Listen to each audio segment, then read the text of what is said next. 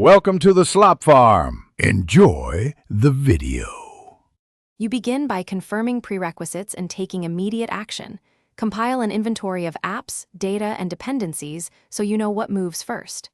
Once done, pick the target cloud model and document compliance constraints because that drives architecture. Next, build a migration timeline with clear checkpoints and rollback plans. This protects production. Make sure to estimate costs and set performance baselines, and then kick off an initial pilot migration of a low-risk workload to validate your process before scaling.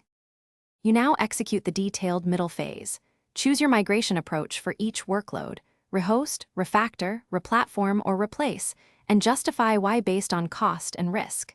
Then automate deployments using infrastructure as code and CI/CD pipelines so changes are repeatable. Move systems in waves, validating data integrity and performance at each stage. Make sure to right-size instances, leverage auto-scaling, and update monitoring and security rules, because continuous validation prevents surprise. You finish by performing the controlled cutover and final cleanup.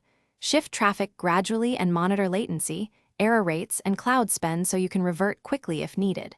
Once stable, decommission legacy systems, tighten access controls, and update runbooks and on-call procedures to reflect the new environment. Do a post-migration review to document learnings and optimize for cost and performance. Troubleshooting tip: if performance degrades, check network paths and resource limits first. Those are the most common culprits. Thanks for watching. Consider subscribing if we helped you today.